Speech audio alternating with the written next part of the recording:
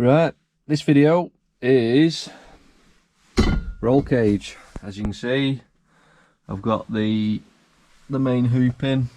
It's not welded in yet, it's just put in just to see how it's going to fit. And already from trial fitting it, it's hard up against the headlining, so I can't physically move it anymore. It's like really quite snug and tight in there, and it's hard up against the floor, so I've not got much in the way of movement. So it's looking like I'm going to have to get rid of my headlining. So all this is going to have to come out, and I'll take the covers off the side pods and off the A-pillars there. Just make it a completely stripped out car then. I'm also going to have to move some of the side impact sensors and just relocate them, because basically, if I can find the right pole, this one I think it is, when that's offered up to the top of the pole up there to where it needs to sit, it actually sits right there where the sensor and the where this sensor is, and this plug's not too much of an issue. It can be moved over to one side. There's quite a bit of slack in the cable, but this one I'm going to have to unbolt it, and then all of this bit of bracket work that's round here, I'm going to grind all that lot off, and then there's going to be a flat metal plate going in its place for the cage to weld to, and then basically another tab being put on and this rebolted back to that plate once it's in place. I'm going to have to make a plate to cover the floor around here in order for the pole to sit onto and get welded to. I'm currently debating as to whether to do it as a bolt-in cage, so just welding a plate onto the floor and then a plate onto the bottom of the tube and bolting it all together, so then if I ever wish to take it out I can do. But by looking at it, if I weld it into place in here, I don't think it's going to come out in one piece, so I'm going to have to cut it out anyway. So I might just weld it into place and leave it at that. But yeah, that's where we're at. So obviously, as you can see on this side, excuse me whilst I'm manoeuvre around the car. So as you can see, this side, it's a little bit slimmer to the edge of the wheel well here. It's only about 2 inches at most, but on this side you've actually got a slightly wider foot in there. So this is still going to have to be moved, and this plug's going to have to be moved over in accordance with it, but this side you actually get a little bit more space to play with. So that's the next task. I only get an hour, like I say in my other videos. I get an hour whilst my lad's asleep, and that's about it. So I just try and get as much done in that hour as I can do. So yeah, watch this space. Hopefully in the next few clips coming, it should be the install of the cage. So I'm looking forward to it. Get the welder out and have a play. We have not done that for a while, so it should be good fun. I don't know if I'm getting a bit ambitious with this, but it should be simple enough. It's just whether I can get round behind some of the joints to get them welded properly, which I should be able to. So hopefully, cage time. Right, time to get that headlining out.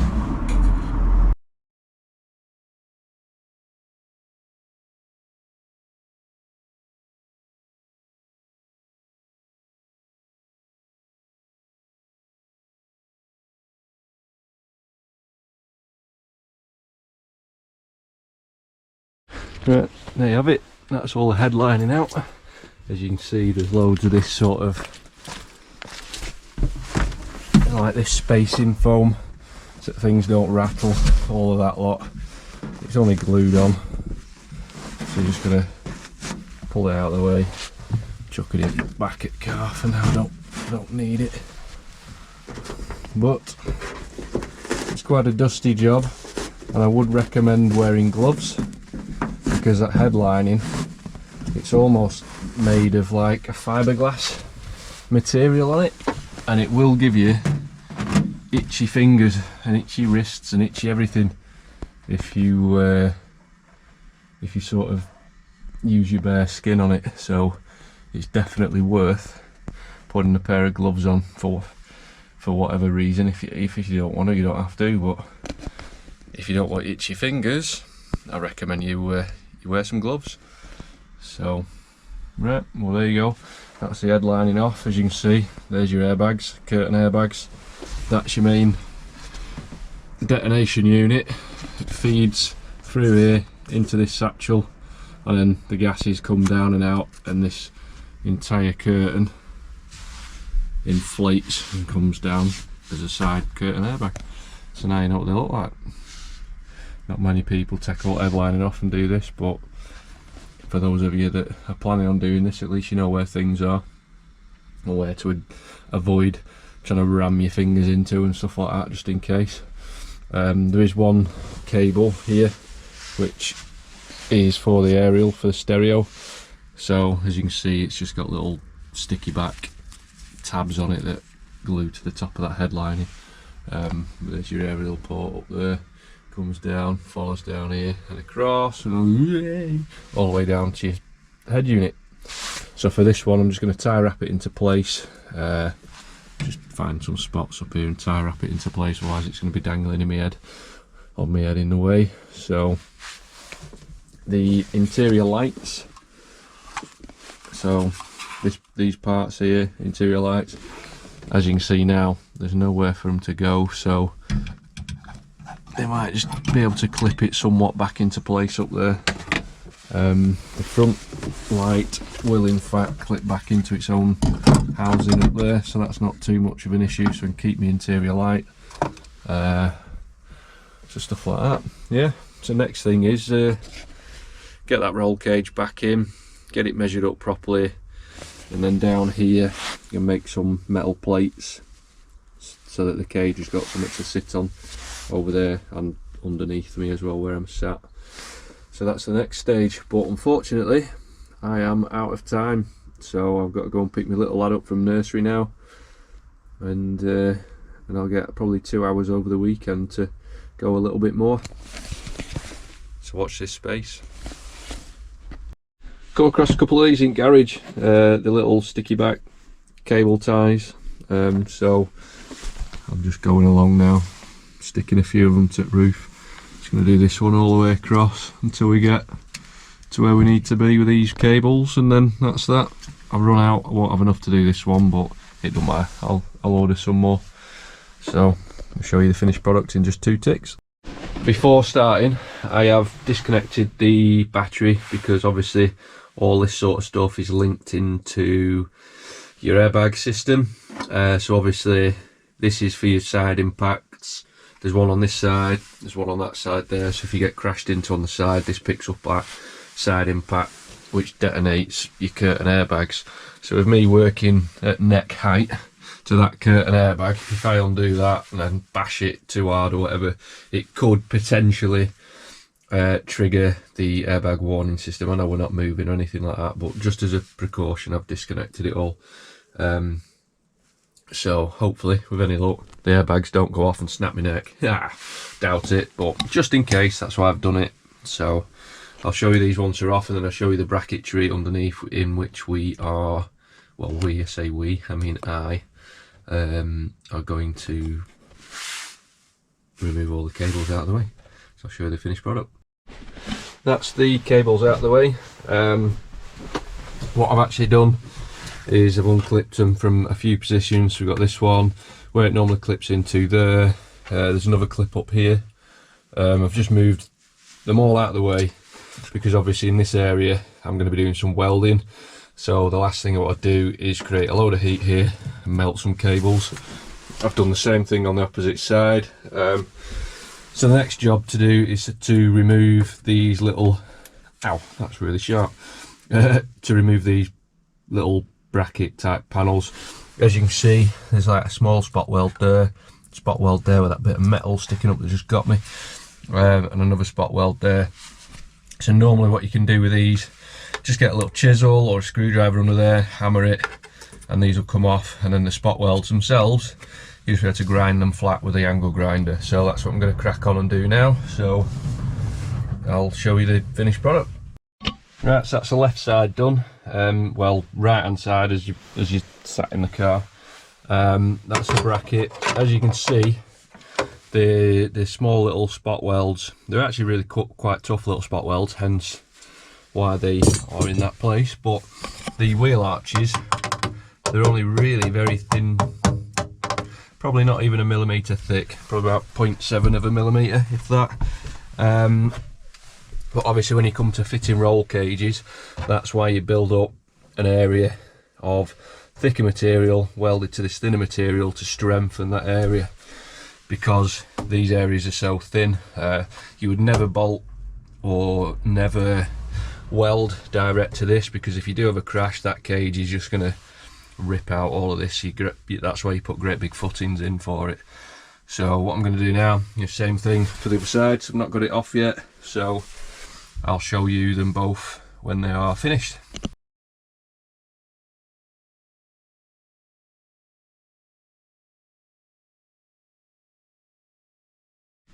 Right, there you go, that's the other side done. As you can see, that spot weld didn't want to let go, so it's still attached to the bracket.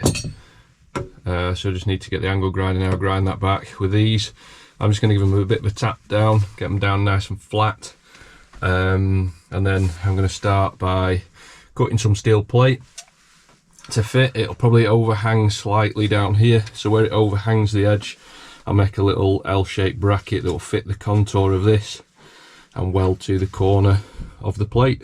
So therefore we'll have a nice flat area in which we can weld the roll cage to, and I'll have to do the same for the floor down here. So I'll go and do that. But unfortunately I have run out of time for today. My lad's woken up early, he's only had half an hour, so it's time to go back inside and go and look after little man. So watch for part 3, is it, tomorrow? Hopefully I'll try and get the full hour done tomorrow, so it should be a lot better. So again, thank you, see you later. Right, here we are. It's been about, since that last little clip, it's been about a week and a bit since I've managed to get any time on the car. Today's Mother's Day. As you can see, it's absolutely peeing down outside, and it's fair old nippy too. So it'll be a short little clip this, but I just want to try and get a few little bits done, and then we can crack on with getting a bit more welding done, obviously when the weather's a bit better, because I can't get the welder out when it's raining. I would love a garage big enough, but unfortunately I don't have that, so I'm just going to wait for the weather to improve. So yeah, today's job is these little rear wheel arch bits, and basically I've got these metal plates here, but with having holes in the middle of them, I don't really want to use them, so I'm going to make some fresh plates that are about the right size, just to strengthen it all up. So as you can see where the black line is there, I'm going to cut across, and then on the sides here, bring it out flush from the wheel arch to here, to basically beef up these tools, because at the moment they are literally just tin. You can actually push it in and move it with your fingers, hence why all these bits here get spot welded on to strengthen your arch for side impacts and stuff like that. So yeah, so that's today's task. Cut some plates, just get them tack welded into place, and then I can mate up off this side face here to make the turrets basically. So where the original brackets had like a little M6 nut bolt sticking up like that, I'm going to do the same thing on this metal plate, so that these side impact sensors can be put back into place as well. Because obviously with these flapping around, if I ever do go out for a drive and I have a bit of a spirited turn into a corner, one of these just happens to hit the side of the car with any force, they could trigger the airbags, which I don't want to happen. So, but yeah, right, I'll crack on anyway. I'm going to get them cut, and get some other measurements made up for these side pieces. So I'll get on with that. Right, that's that hammered flat, so there's no rock in it anymore, and as you can see from the edge of this turret here, it's pretty much, give or take, flush up to the edge of that plate steel there. So I'm going to get some other bits of steel to make this castellation up, but when it gets a little bit awkward under here because of this chamfered edge, and the location of this lug hole for this wire. What I'm going to do is I think I'm actually going to draw and score a line across this piece of steel plate, and I'm going to bend it down to match the profile of this underneath. That'd be entertaining to do, but it'd just be a case of probably sticking that in the vise and hammering it over in the right place. So I'm going to go ahead and mark that and go and give it a whirl. I might do it in cardboard first just to make sure, and then I know when I come to bend the steel it's going to bend in the right place. Right, I mocked it up with a piece of cardboard. It's the same size as a piece of plate. I drew a line where the fold needed to be, so now that fold just kisses the edge of that profile.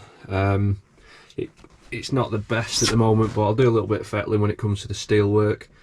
And as you can see from there, if I then get another piece of steel same size as this, it pretty much matches up square with the top there anyway. And then I've just got that little triangular piece to fill out on the top, which won't be too difficult to do. And then obviously got to do the same on the other side. That side's slightly wider, so the plate itself fits a lot more snug. It's similar to the other side, but it's just a little bit bigger. Not much in it, like, but makes life that little bit easier. So I'm going to get on with just fettling this out a little bit, make it so it fits perfect without any flexing, and then I'll cut it out of some steel. So that's a piece of cardboard cut. As you can see, it fits the profile pretty good, just apart from this end where it's a bit shit, but that we can fill that in with weld. But obviously it overhangs the edge up there, so I'm just going to mark that out with a piece of a marker pen, and then I'll cut it, trim it, get it to the right size, and then off to the plasma cutter it is. So there we have it. There's the 4 pieces of steel that we need. Well, I keep saying we, I mean I, obviously, because we're not doing this together unless you're going to be doing it yourself. So yeah, they're the 4 pieces of steel that I need. I've already got this piece here. It just needs that fold putting in it.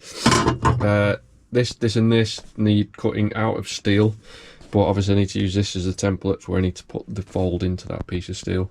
It should be entertaining because it's quite thick, so not quite sure how I'm going to do it yet, whether I'm going to heat it up and then fold it, or just stick it in vise and hit it with an hammer and see what happens.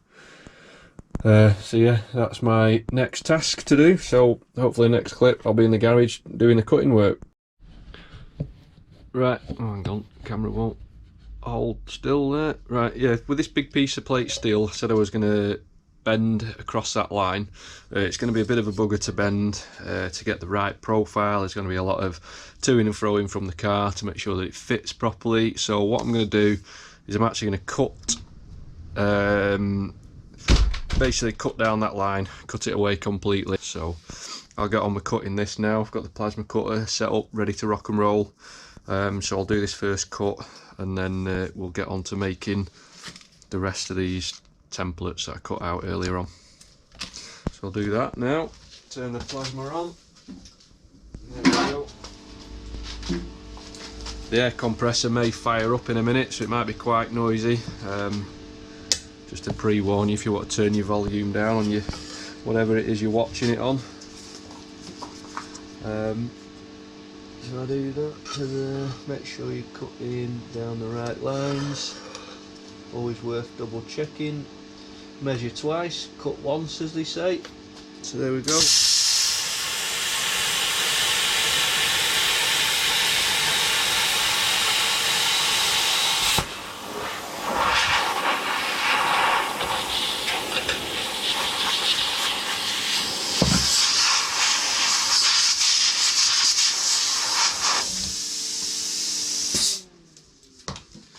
So as you can see, it does nice clean cuts. You just get this dross or slag or whatever it is you want to call it that's left over, but it just comes off really easily. And then you go, you get nice clean edge, perfectly cut. So yeah, so now when I offer this up to the car, it'll be at an angle like so, or that way, more to the point. So when I bend that edge over, I'll then just run a weld along that line and create that bent profile that I was after in the car. So I'm going to crack on with cutting them out, and once I've done that, I'll be back to the car then, try and tape it all into position as to where I want it to be, and then hopefully when the weather improves I shall get it all spot welded together, and that's that.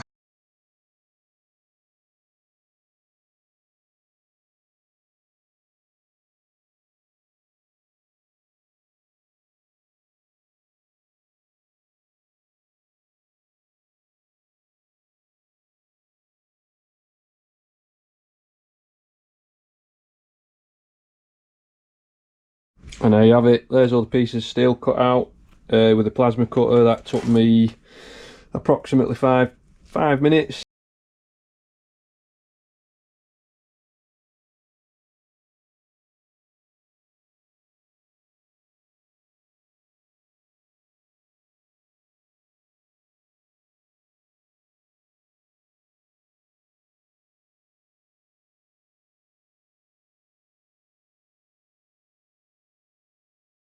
There's one turret done.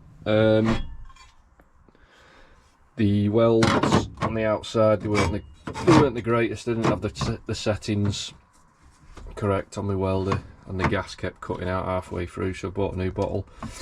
So yeah, there you have it. It won't stay in place at the moment because it just keeps wanting to slide down. I've just got a few little bits of fettling to do, like on this leading edge up here. I just want to put a chamfer on the edge so that it matches the curve of that part, so it butts up nice and flush. These little tabs down here, they leave a sort of bit of a gap. If I can hold it in place, leave a bit of a gap between the metalwork of this new unit and the chassis. So I just want to bend them in so that everything's touching metal to metal, so when I come to weld it I'm not trying to fill, because obviously this is a lot thicker material than this is, and welding to this stuff you might as well be trying to weld peanut butter together. It's rubbish. So I need low welding settings for this, but higher ampage to get the heat into the metal to get a good weld. So the next task of welding that to that is going to be entertaining, and you only get one shot at it. So settings on the welder need to be spot on, and I need to make sure that everything is nice and clean, and all the paintwork taken off, so that when you do come to weld it, the best thing with welding is your preparation. Get everything set first and then go for it. So hopefully I'll get this put in place, get it welded in, and then it'll just be a case of getting that side done. Not finished this side yet. It took me ages. Right, let's crack on. That's that plate complete. Just started mocking up where tubes and stuff are going to go. This has already been pre-notched, just held with tape for time being, just so I can get a gist as to where the cage is going to go, how it's going to sit on floor, all that sort of stuff. I've still got that side turret to reinforce yet, and for this turret to actually be welded into place, but I'll get to that in a minute. I'm going to now go and make that support, and then we can crack on with getting the rest of it caging. So as you can see, there's a bit of an undercut on that tube that needs addressing. So therefore, what I made, again, you've got to be like an octopus doing this. You need about 3 hands, 4 hands, maybe even 8 hands like an octopus. So yeah, I just need to hold that into place, and make a mark on this tube as to where I need to make like a wedged cut in order to get this tube to sit flat on that plate. So I'm just going to pause the camera for a sec, do that, and then I'll show you how I did it once I've done it. This is my DIY pipe notching tool. It doesn't look anything special. Basically it's a piece of cardboard, corrugated cardboard, with a load of basically kebab sticks just pushed through the corrugations. And what you do with that is you basically you wrap it around your steel tube like so, and then when you slide your corrugated parts, keep all the corrugated bit, you slide the whole unit up. When it hits the bit that you want to notch, these bits individually push in, so it gives you the contour of the shape of the steel that it's touching contact with, basically. So like me, for example, here you can see on the end where it touched that piece of steel, you can see I've made a bit of a mark on here, so it's like a bit of a V shape. So just going to smooth the V out, and then going to get the angle grinder and cut that. So basically that profile that you can see there, end on, that flat line is basically the flat piece of steel that it's going to sit up against. So I'm just going to go and cut that off now with the angle grinder, bring it back in, check it fits, and then hopefully get the welder out and put a few spot welds on this and get them held into place a bit more permanently, so I'm not faffing around with bits of masking tape and trying to hold it with about 3 pairs of hands that I don't have. The amount of times I've nearly been hit in the face by a pole that's come off and nearly twatted me. So yeah, I don't want any of that. So I'm just going to go and cut that piece of that piece of steel, and then hopefully we'll get it all tacked into place. And then I've got the big cross members to go in, the 2 other horizontals to go in that you basically your harness is attached to. So that's that. I'll be there in 2 minutes. There you have it. There's the other turret made for the other side. Not quite as elaborate as that side. Got the settings right on the welder this time. So all it's going to be a case of doing now is stitch welding all the way around. I'm going to touch that because it's hot. All the way around these edges, all the way up there. So then that becomes structurally bonded to the chassis. The next job for that is welding thin steel to thick steel, which is going to be entertaining, but I'm sure I'll manage.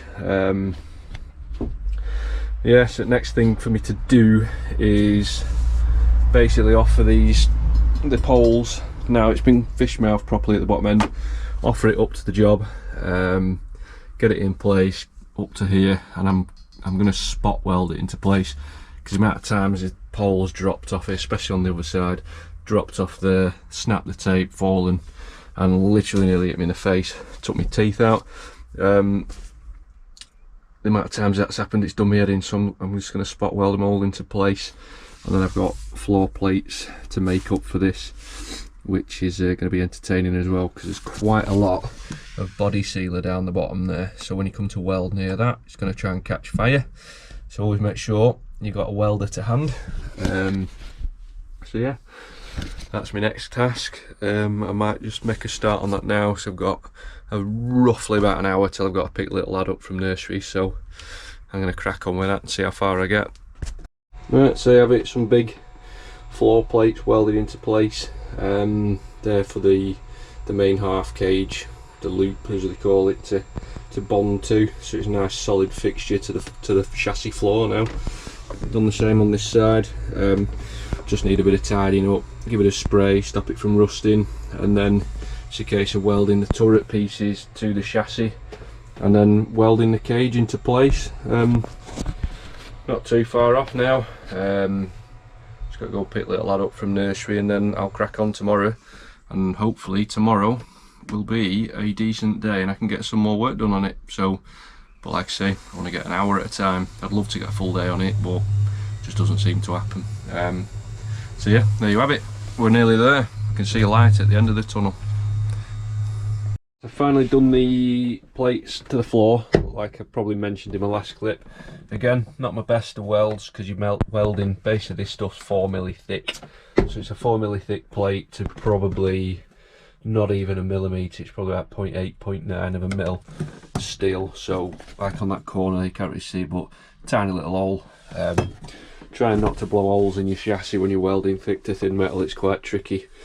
So next task for me to do is welding these plates to the wheel arches, but before I do that I'm just going to give them a lick of basic weld through primer on the undersides, then they don't start if they do ever rust, which they probably won't because they're already on the inside of the car, but if they do rust, then they don't rust from the inside out, if you know what I mean. So just going to crack on, do that, and then I'm going to make a start welding them to the wheel arches. So then I've got some solid bases to put my all the tube work to. Well, let's see, he's now spot welded into place, no longer held in with tape. So now I'm just going to put the cage in, get a few more spot welds on the roll cage itself, and make sure everything fits where I want it to fit, and then hopefully it'll be full welding in job time. So we're slowly getting there, but it's took some time, but we're nearly there. We're nearly there. Right, that's the cage all spotted together. It was spotted to them plates, but I've bashed it off just so I can get access for welding around the top, because it was previously covered by the B pillar there. So now I'm going to fill it all in with weld, and then it'll be a case of putting it back or sending it away to get it powder coated and then welding it back into place. So I'm not quite sure what I'm going to do yet. Might just hand paint it, but for what it's worth, it could be worth getting it powder coated. So I'm going to finish off welding it all up. Bloody cold again, hence the hood. So let's get it finished, and then hopefully when this car's finished, it'll be onto that one there that you can just see lurking, the Supra. Let's get it sorted.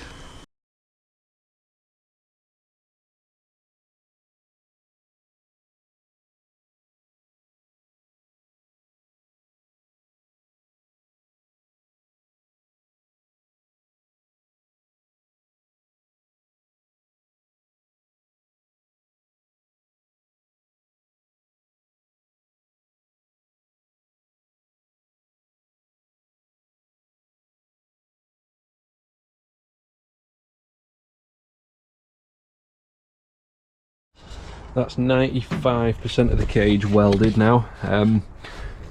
So I've done the vast majority of the welds. Some bits I can't quite get at because of the angle of the dangle, so to speak. It's hard work getting the torch in there. There's a few other bits, because of where they are, I physically can't do them, and I don't want to be doing them upside down with welding boulders dropping down on my face. But the turrets are now like that one. You can see that turret's fully welded in.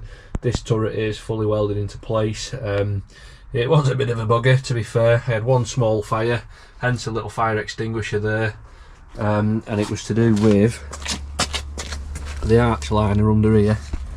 You can, I don't know if you can just see it there, but you see that hole? They actually burnt a hole, just mainly because it's so close to that wheel arch where I was welding. So it didn't ignite, it just smouldered.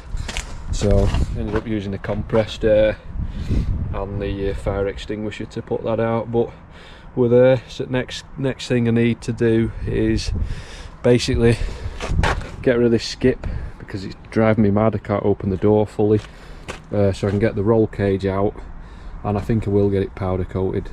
So absolutely no idea what colour I'm going to do it. Might do it something wild, might just do it black, I don't know. But yeah, so we're definitely making progress. Hopefully soon it'll be finished. I'll be able to get the race harnesses in, and basically I might make a cross member to go from across the turret here across to this turret round here somewhere, as like a bar to attach the harnesses to. I mean, there are these little crossbars here which the harnesses can go to, but to be honest, I might make another little bar because I like welding, you know. So yeah, so we're nearly there. Hopefully you've enjoyed this little video up until now, and hopefully I'll try and get a bit of a progress video on the powder coating stage. So that's if the powder coat has let me in, COVID restrictions and all that malarkey. So yeah, watch this space. Thanks for watching. And there we have it, guys. It's all in. It's been sprayed I can't remember what colour it was now, but it's a BMW sort of gunmetal grey. It's the only one they had in at Alfred's at the time, but it's done, it's in, it's welded to the floors, welded to the turrets. I don't know if I'm going to beef these up with some little gussets down here yet, but for the time being I'm just going to leave it, drive it as it is, because I'm now back at work, so I need the car. So And there we have it. Just a case now of plugging everything back in, re-bolting all these wires back to the points that I've welded into place, ready for them. And away we go. I started to make a, see where the 2 bolts, just bear with me a minute, the 2 bolts on the bulkhead there, and there's also 2 bolts on the bulkhead over there. That's where the standard rear seat belts mount to, so structurally it's a really strong point in the car. So what I did is I've used the existing brackets that were there. Just give us 2 seconds.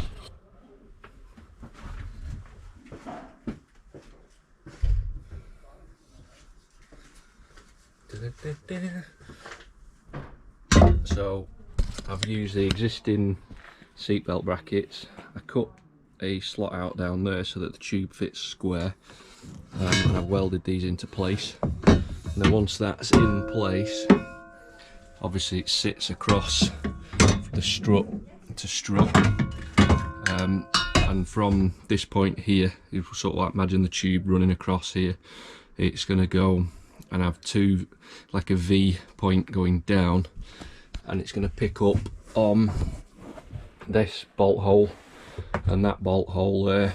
So I'm going to have my harnesses attached to that. You could attach your harnesses to this, but that also gives you a bit more strength across the back of the car too.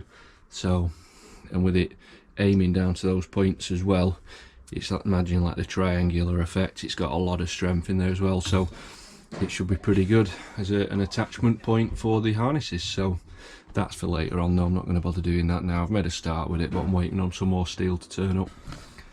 So there you go, that's the cage in and welded. Just a case now of spraying the turrets to match the cage, get the seat back in, get the battery back on, and away we go. So I'll crack on with all that and then I'll get the car moved. Thanks for watching. It's been a long video, this one, but again, there's quite a lot of content in it, so if there's anything you guys would like to see me do in other videos on the car, just give us a shout and I'll try my best to do them. But if you've liked the video, give us a subscribe and then you keep up to date with any updates that I do. So yeah, thank you very much, and thanks for watching. Bye.